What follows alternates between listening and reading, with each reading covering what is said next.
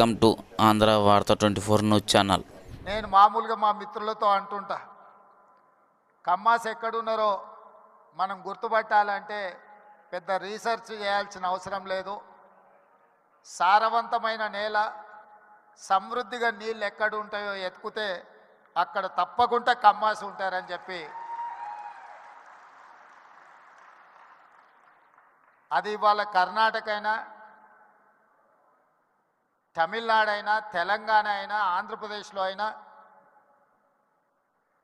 ఎక్కడ చూసినా సారవంతమైన నేలలుండి మంచి పంటలు పండించగలిగిన, మంచి పంటలు పండుతాయన్న భూమి ఉన్న ప్రతి దగ్గర కమ్మ సోదరులు అక్కడ ఉంటారు.